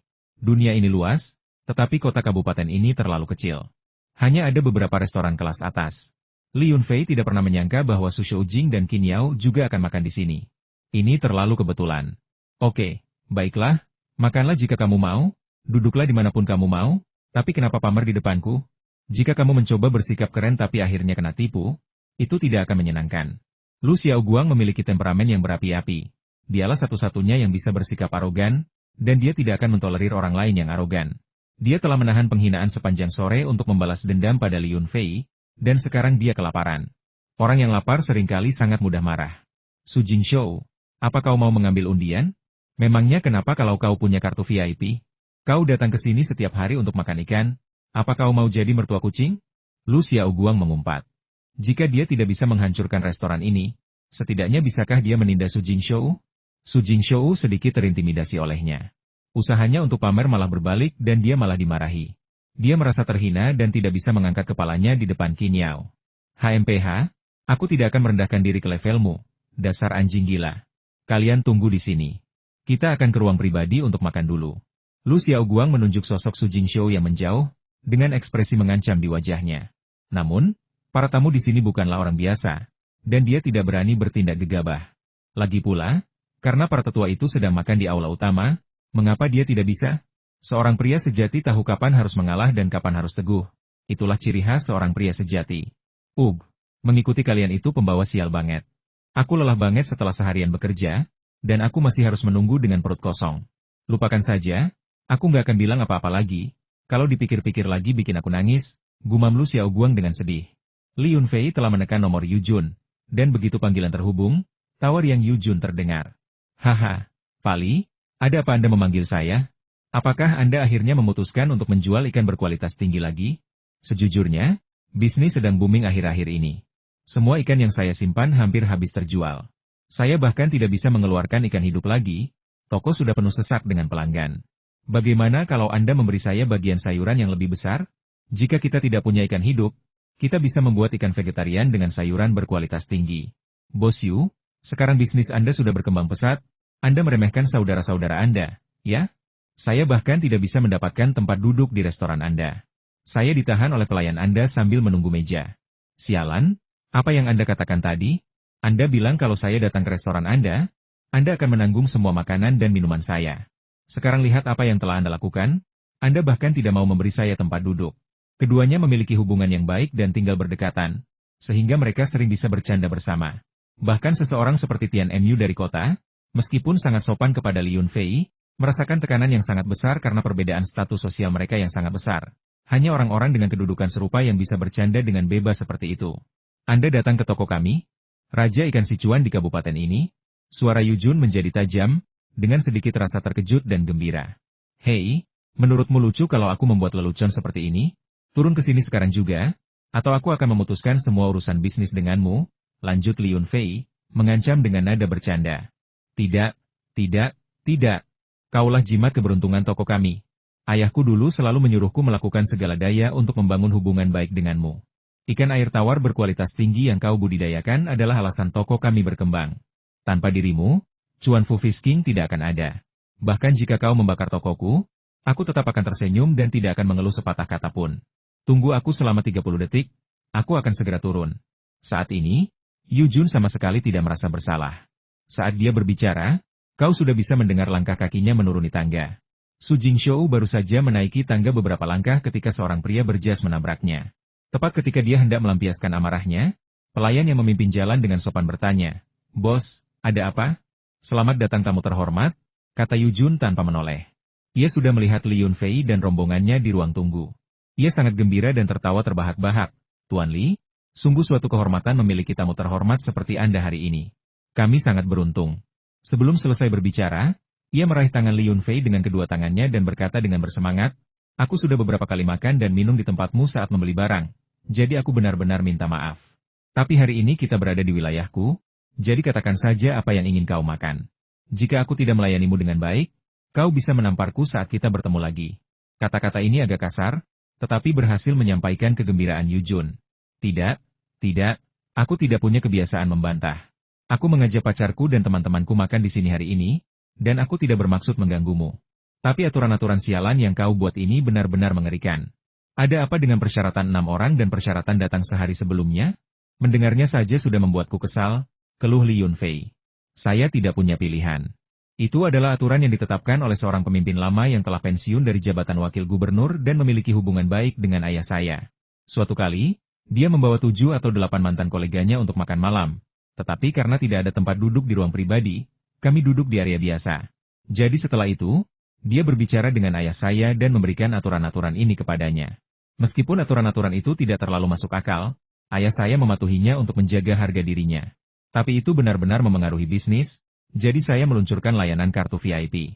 Selama Anda memiliki kartu keanggotaan, Anda dapat mengabaikan aturan-aturan ini. Anda juga dapat menyetor sejumlah uang tunai ke akun kartu VIP.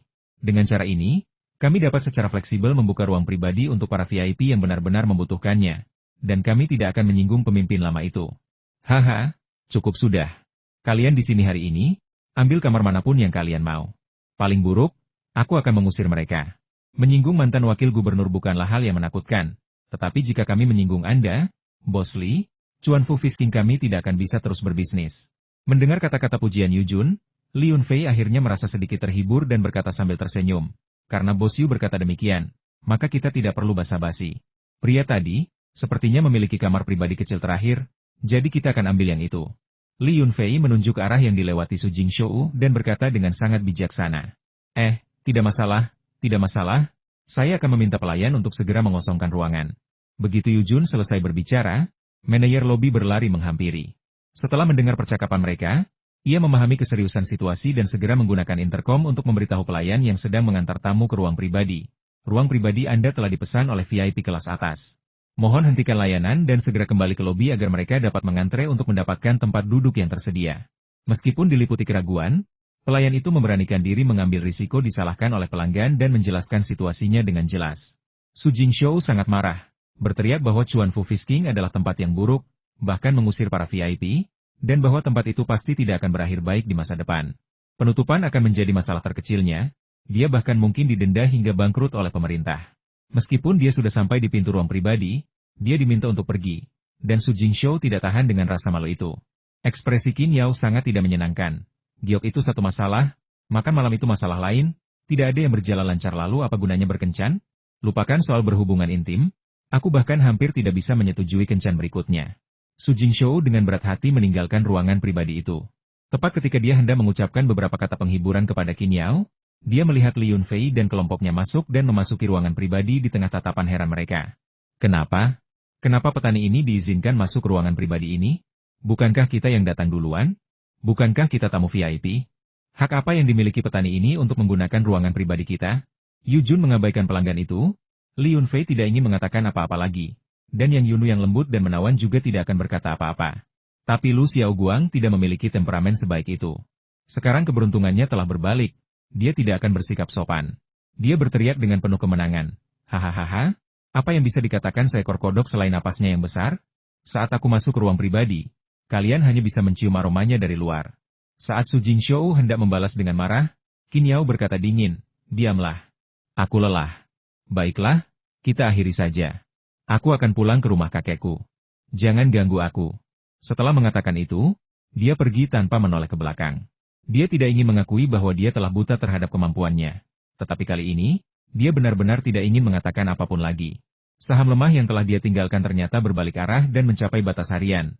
Menerobos pengepungan dengan momentum layaknya kuda hitam yang kuat.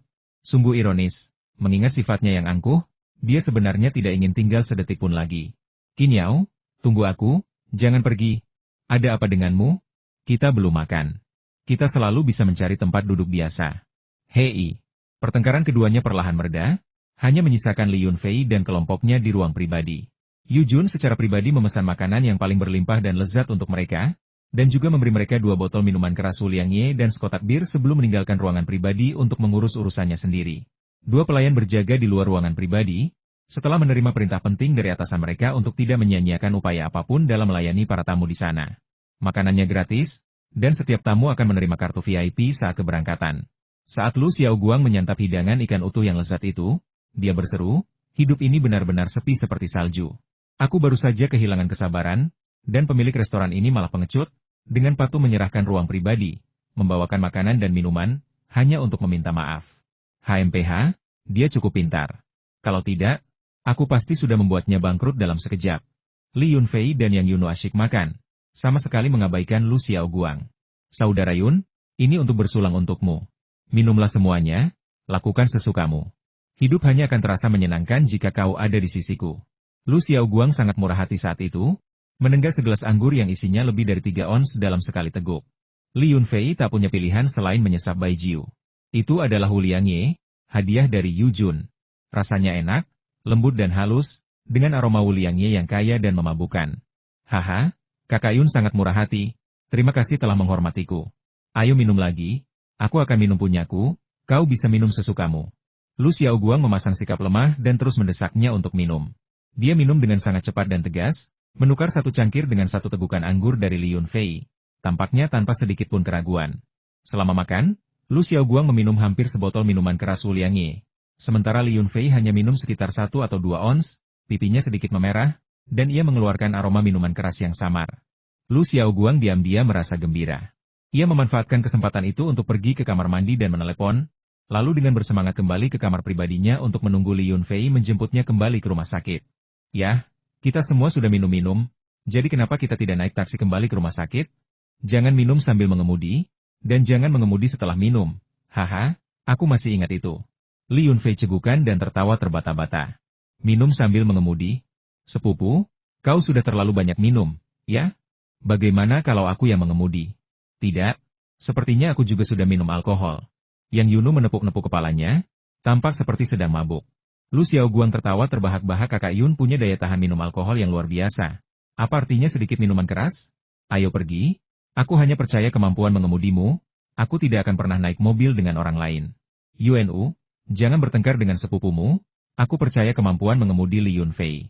Oke, aku juga percaya pada kemampuan mengemudi sepupuku pasti luar biasa. Yang Yunu sedikit pusing dan bicaranya terbata-bata, tetapi dia memilih untuk mempercayai Li Yunfei tanpa syarat. Baiklah, aku akan mempertaruhkan nyawaku untuk menemanimu dan mengantarmu pulang. Haha. Li Yunfei berdiri dengan goyah dan tertawa terbahak-bahak. Dengan izin Lu Xiaoguang, Li Yunfei yang mabuk masuk ke dalam mobil Longhorn-nya dan melaju menembus lalu lintas pada di jalan. Namun, setelah hanya beberapa ratus meter, di satu-satunya persimpangan yang bisa dilewatinya, ia menemui pos pemeriksaan polisi lalu lintas yang cukup besar. Semua kendaraan yang lewat diperiksa. Oh tidak, bagaimana bisa aku sesial ini sampai terjebak di pos pemeriksaan mobil? Yang Yunu berseru menyesal, berharap dia bisa mengantar sepupunya. Sayangnya, sudah terlambat, 2 petugas polisi lalu lintas sudah berlari mendekat dan memaksa mereka berhenti untuk diperiksa. Senyum sinis dan jahat terlintas di wajah Lu Xiaoguang, tetapi dengan cepat menghilang. Kemudian dia berteriak ketakutan, Kakak Yun, ayo cepat ke sana. Jangan berhenti. Mengemudi dalam keadaan mabuk saat ini tidak hanya mengakibatkan pengurangan poin dari SIM Anda, tetapi juga hukuman penjara. Aku hanya minum sedikit. Paling banter itu dianggap mengemudi dalam keadaan mabuk, bukan mengemudi di bawah pengaruh alkohol. Jadi mengapa aku harus dihukum? Li Yunfei menghentikan mobilnya dalam keadaan mabuk, menemukan sebotol air mineral entah dari mana, dan meneguknya. Kilatan dingin muncul di mata Lu Xiaoguang saat dia berpura-pura panik dan berkata, sama saja. Mengemudi di bawah pengaruh alkohol atau mengemudi dalam keadaan mabuk tidak akan pernah berakhir baik. Jika tertangkap sekali, tamatlah riwayatmu. Lupakan saja mengemudi lagi. Cepatlah ke sana. Dengan performa mobilmu, kau bisa membuat kedua polisi lalu lintas itu tak berdaya, dan mereka tidak akan bisa menangkapmu. Cepat, injak gas, jangan berhenti. Li Yunfei tanpa terseda air, tiba-tiba mematikan mesin, dan berhenti di tengah jalan. Bagaimana ini bisa terjadi? Sepertinya sudah terlambat. Polisi lalu lintas mengetuk jendela. Li Yunfei bersendawa, lalu meneguk sebotol air mineral sebelum perlahan menurunkan jendela mobil dan dengan marah menuntut, apa yang kau lakukan? Kenapa kau menghalangi mobilku? Pak, silakan buka pintu dan keluar dari mobil agar kami dapat memeriksanya. Kedua petugas polisi lalu lintas itu sangat sopan dan ramah saat meminta Li Yunfei untuk keluar dari mobil untuk diperiksa. Begitu Li Yunfei membuka pintu mobil, kedua petugas polisi lalu lintas itu mencium bau alkohol. Mereka saling bertukar pandang, ekspresi terkejut terlintas di wajah mereka. Tidak perlu diperiksa. Saya tidak minum alkohol, dan saya membawa SIM dan STNK. Li Yunfei berkata sambil buru-buru mengeluarkan dua dokumen dari dompetnya dan menyerahkannya, beserta salinannya, kepada polisi lalu lintas. Setelah memeriksa dokumen, kedua petugas polisi lalu lintas itu dengan tenang berkata, dokumen Anda baik-baik saja. Sekarang, silakan jalani tes alkohol kami. Ini adalah alat penguji, cukup tiup ke dalamnya untuk menentukan kadar alkohol dalam darah Anda. Seorang polisi lalu lintas lainnya telah membawa peralatan pengujian ke mulut Li Yunfei. Aku tidak sedang membual. Bagaimana mungkin aku minum? Merekalah yang minum, bukan aku. Setelah mengatakan itu, Li Yunfei berbalik dengan panik dan berteriak pada Lu Xiaoguang.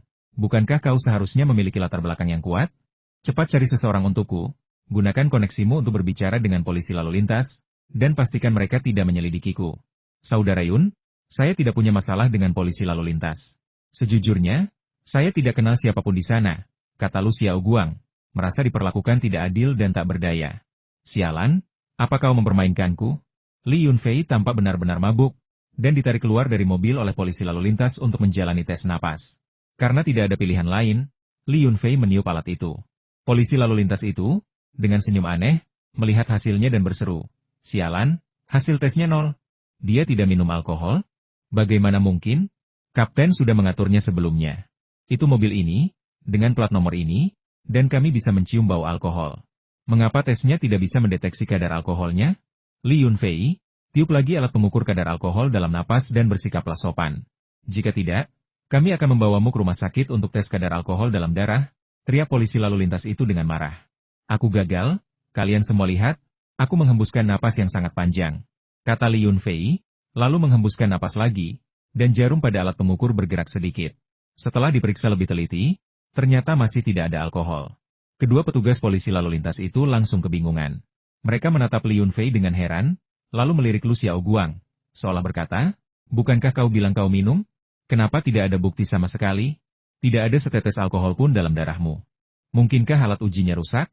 Lu Xiaoguang tiba-tiba bergumam bingung, lalu berkata dengan sedikit lega, itu sempurna. Kita lolos dari hukuman dan tidak perlu melakukan tes darah lagi. Mendengar itu, kedua petugas polisi lalu lintas tiba-tiba bersemangat dan berteriak, mari kita coba alat uji lain. Jika masih tidak berhasil, bawa dia ke rumah sakit untuk tes darah. Yang Yunu berteriak marah, kenapa? Sepupuku tidak minum, kadar alkohol dalam darahnya tidak terdeteksi. Bukankah seharusnya kau membiarkannya pergi? Apa kau tidak melihat berapa banyak mobil yang terjebak di belakang kami? Ini, polisi lalu lintas muda itu merasakan tekanan yang sangat besar, tetapi dia tetap memeriksa Li Yunfei lagi.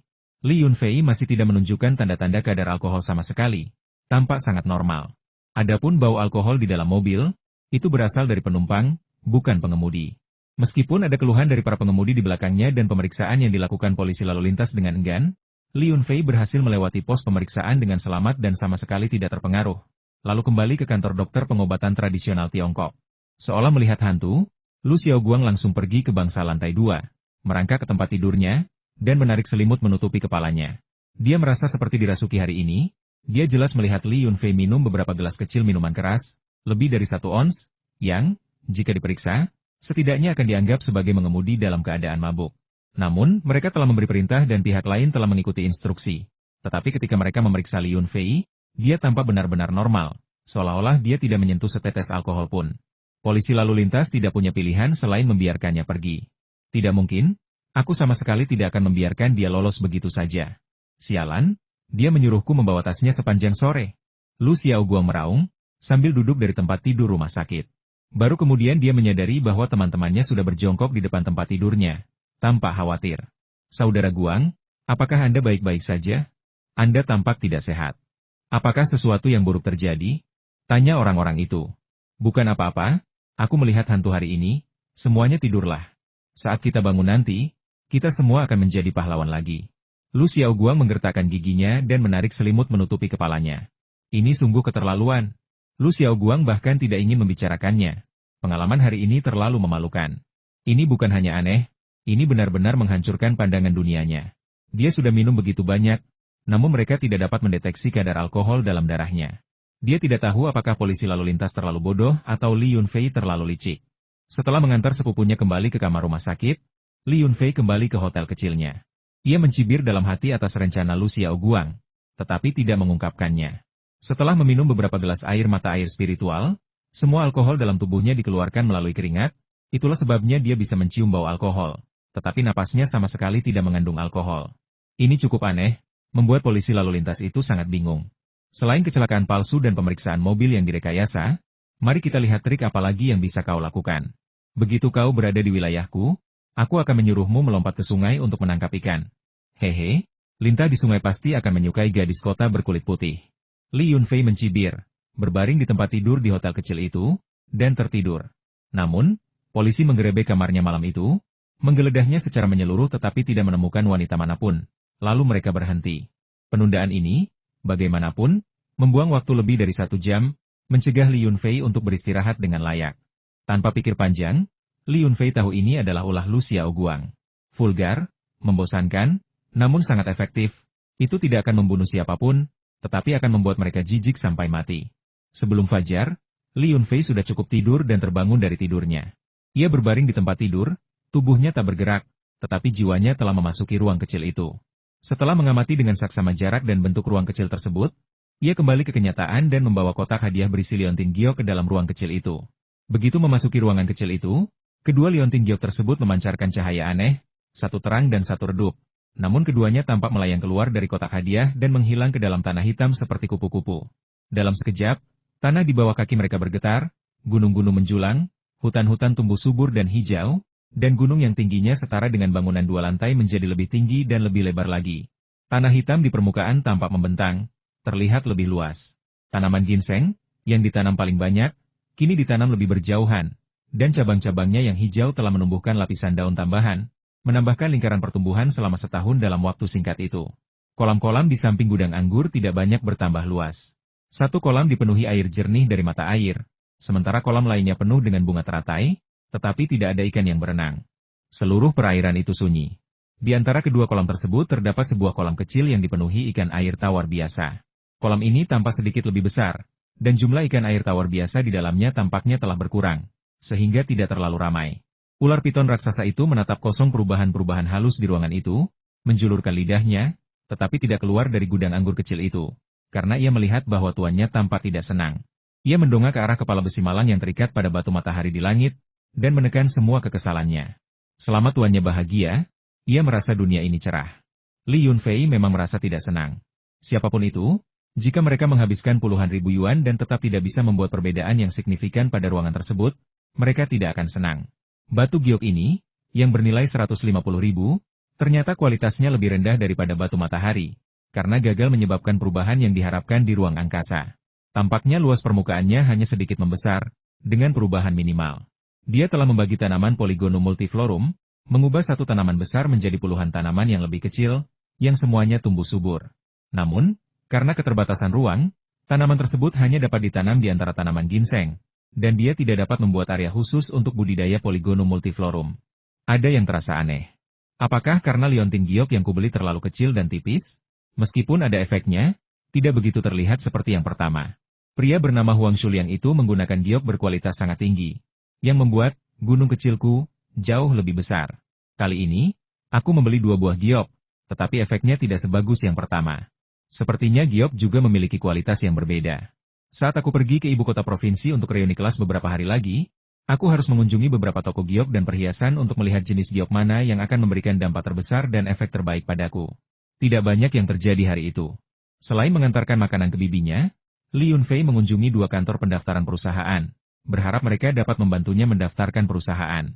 Mengingat keadaannya saat ini, dia sebenarnya bisa langsung pergi ke Biro Industri dan Perdagangan, tetapi prosedurnya terlalu rumit, dan dia terlalu malas untuk pergi. Akhirnya, dia mempercayakan urusan ini kepada sebuah agen yang menjamin akan menyelesaikan semua prosedur untuknya dalam waktu seminggu. Perusahaan yang diajukan oleh Li Yunfei bernama Qinglong Agricultural and Seedline Products Co., Ltd. Lingkup usahanya meliputi produk pertanian dan sampingan lokal, biji-bijian dan minyak, obat tradisional Tiongkok, tekstil, dan pakaian. Lingkup yang terdaftar sangat luas, dan bisnis spesifik apa yang akan dijalankan bergantung pada keinginan Li Yunfei. Produk pertanian dan hasil sampingan mencakup pertanian, kehutanan, peternakan, produk sampingan, dan perikanan mencakup semua bisnis umum di daerah pedesaan.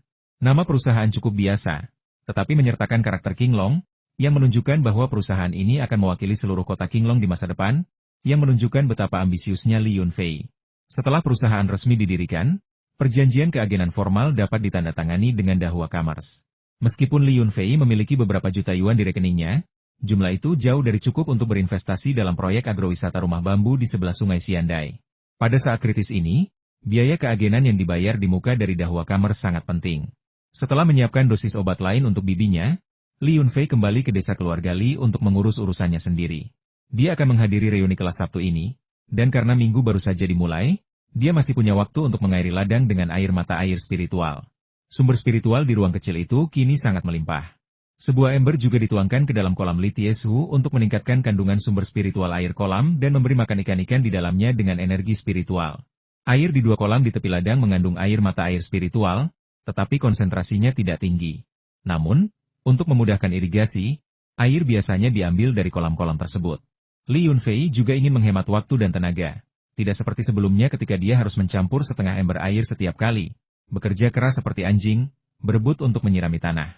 Oleh karena itu, menambahkan konsentrasi air mata air spiritual yang tepat ke kolam sangatlah penting.